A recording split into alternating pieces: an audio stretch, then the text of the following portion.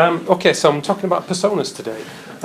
Andrew last week spoke about these kind of building blocks, and he had the kind of context, consumer, capabilities, and as you can see, he was talking a lot about empathy and about customers. As you can see, you speak human, empathise, focus on the user, customer obsessed, which is great. But that doesn't tell you who the customers are. Okay, so personas are about who our real customers are. So before we get on to that, there's just another slide. We came up with some customer experience principles. I showed you these about a month ago. And again, very customer focused, everything about anticipating customers' needs. And again, when you look at those, great, you can follow those. But again, who are the customers? You know, if we've all got a different idea about who the customers are, then we'll all go down a different channel.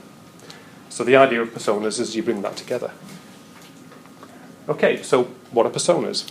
Okay, the idea is that you kind of create a reliable, realistic representation of our target audience. Okay, there's millions of people out there, and everyone has got a kind of view about who that target audience would be. So if we can actually come up with a set that we can agree on and actually target, then we have a better chance of actually hitting and being correct and appropriate for our audience. Okay, the benefits. So whenever we're doing design, whether it's a marketing campaign, whether it's a sales call, we have an idea, we have a better understanding about who the audience is, what their desires are, what their barriers are, the pain points, what their ambitions are. And if we kind of understand that, then we can do a better approach, more consistent, so we can show empathy towards our users. Okay, just before I get there, I had another slide which I've missed out. Okay, so we actually commissioned an external agency to do some research for us on these personas, a company called Edge. So they actually went out and did some research and came up with a foundation set of personas. We took those and we've enriched them. So we worked with data, we've worked with sales, we've worked with marketing to add a little bit more flavour to them. Now personas aren't fixed in stone. Every time we go out and do some research, we'll actually be looking at checking them, making sure they're up to date. So they're constantly live. So if we find that actually in 6 months' time, we found that actually this doesn't represent our audience anymore, or actually we've got another persona that we've actually discovered in addition to the ones we had before, then great, we'll create another persona. Okay, so they're live documents.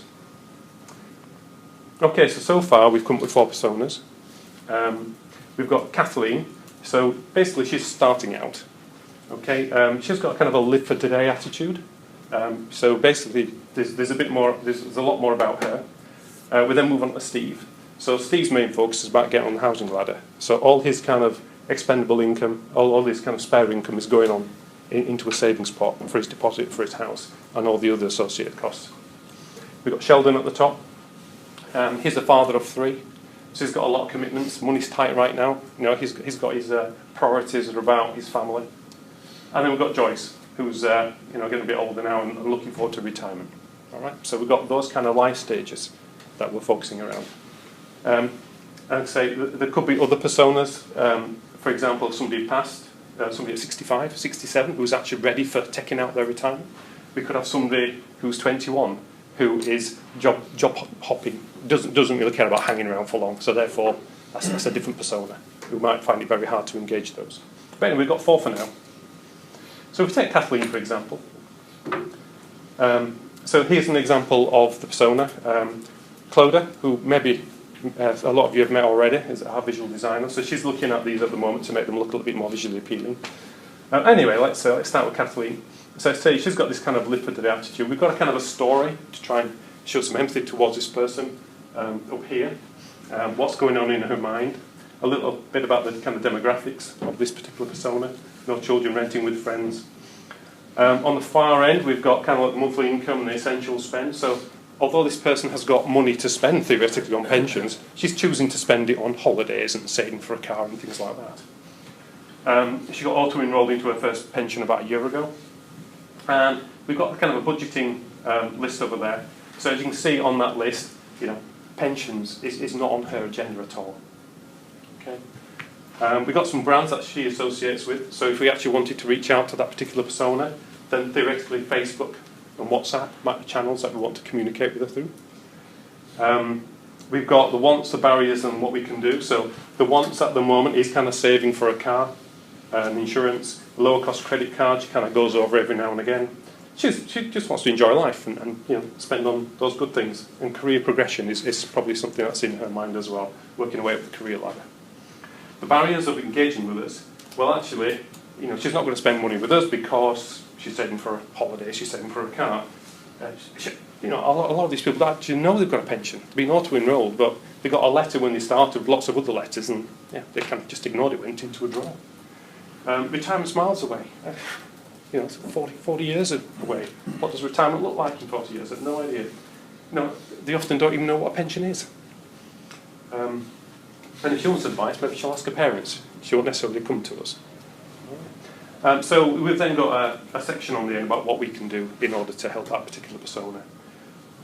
So each of our personas has each of our 4 personas has a different set of what we can do for them. So here's another example. Let's take Joyce, who's a little bit further ahead. So this is Joyce, 2 children, homeowner.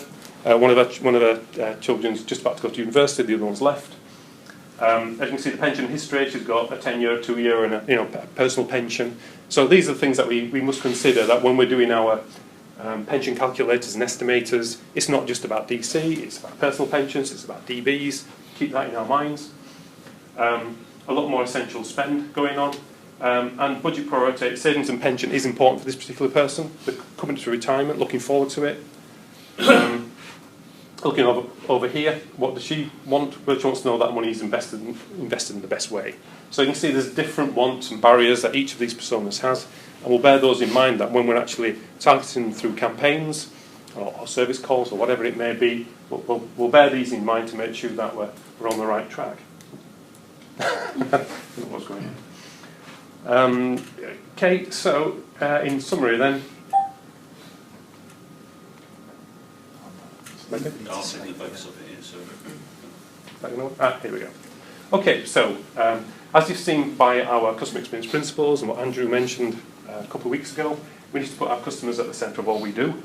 So we've got these 4 personas that represent real life customers, and what we'll do is we'll keep them up to date and say if we need more, we need more, if we need fewer, but we'll take them away. They're living documents. And can please use them during discovery. So once we've actually created posters of these and put them on the walls, then when we're actually looking at an aspect of the design, we'll be thinking about, well, rather than us saying, well, actually, what would I do here, and what do I think? Well, actually, let's turn it around. What would Steve do? What would Kathleen think? How would Joyce approach this? Okay, so it's just kind of showing empathy and driving that thinking into everything we do. Any questions? Are you going to get these up on the walls? Yeah, eventually, yeah. We're talking about that. We're thinking about actually having some little kind of, I won't say top trumps, but little cards that has a summary of each of them that we can have on the desks that we can just kind of quickly refer to, whereas the rest of the information may be on the posters, on the walls. So it's one of the things Claude is looking at straight away. Okay.